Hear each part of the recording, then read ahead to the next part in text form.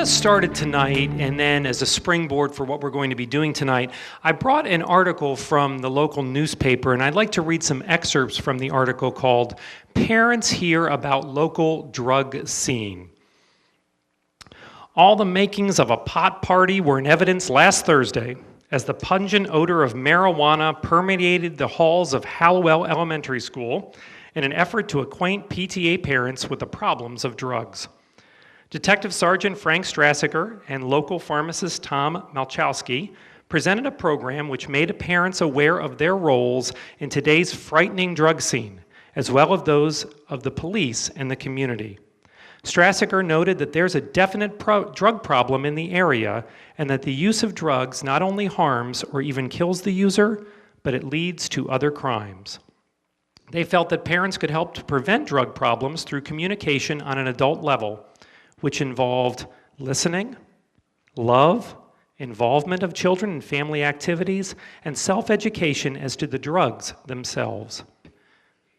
That article that I read to you came out on February 25th, 1971, 40 years ago. Any similarities? Do you notice anything that reminds us of today? I'm going to tell you that drugs are bad and you shouldn't do them. Any questions? All right. So that strategy has not been terribly successful, at least when put that way. So I have the opportunity and the privilege to actually be able to talk to you because I think that this is how drug problems are going to get better. If you think that drug problems are a medical issue, you're wrong. Or if you think they're a legal issue, you're wrong. They're a community issue.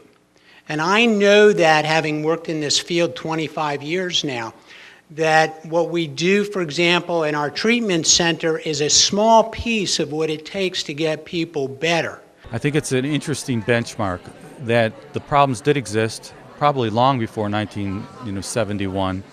And the idea that we still are sitting here questioning what to do, to us is a sense of urgency. We have to now move. We can't let another 40 years go by. And so in some ways it's discouraging. On the other hand, it's encouraging because tonight's turnout indicates that people are interested in helping, and maybe it's time to finally begin to solve the problem. So drug use is not going down. It's increasing. We now have prescription drugs easily available.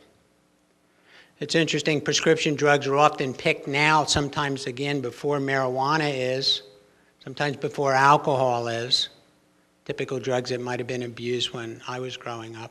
By bringing Dr. Thompson, I think it was important to give folks an opportunity to understand a little bit about, help explain some behaviors, whether it's drinking or drugging abusively or addictively, and hopefully it will help folks to understand more about it so that there'll be less judgment, less misconceptions about drug use and alcohol use and the way it can lead into different directions. Some folks can stop, some can't, and that sort of thing. So hopefully it will enlighten some folks and as we've been saying, put a light on this issue and destigmatize it a bit if we can.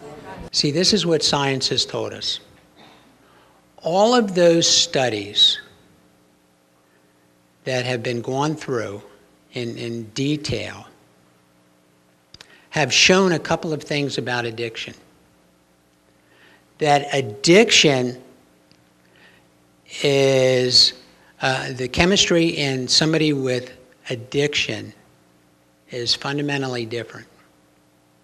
This is what science has said, that when they examined and studied human addicted people, what they have found that there is an alteration in the brain. There's an alteration in the brain chemistry in terms of its gene expression, in terms of brain metabolism, and something called responsiveness to environmental cues. There's something different that's occurred in the brain, and that meets what we would call the muster of it being a disease. The purpose of the pods is to actually frame the kinds of conversations that we want to model for people moving forward. Out of these conversations, we're hoping that ideas are generated that can be brought back to the group, and we can plan some activities based on those. We have 150 people here, anybody from students to grandparents, doctors and other folks. We feel that they'll generate the kind of ideas and thoughts that will help us as a group to do things in this community to give support to the kids and help us to reach our mission. Part of the talk was geared at talking about the neurochemistry and trying to provide some of what the current data is that lends support to considering addiction as a true medical disease, not unlike diabetes or arthritis. At the same time, addiction is a small piece of the big substance use issue. It's sort of the top of the pyramid where there's a far larger group that are the abusers, who are the future people who become addicted. And even drug abuse without addiction causes tremendous consequences. There's not one of us here, I believe, who had a problem that it didn't make it better to talk to the right person. And that's a start. It's not the finish, it's a start. And so to be a part of the conversation is vital. No matter who you are, no matter how bad your situation may look, no matter how bad the people around you may look, there's always hope as long as you're having the conversation.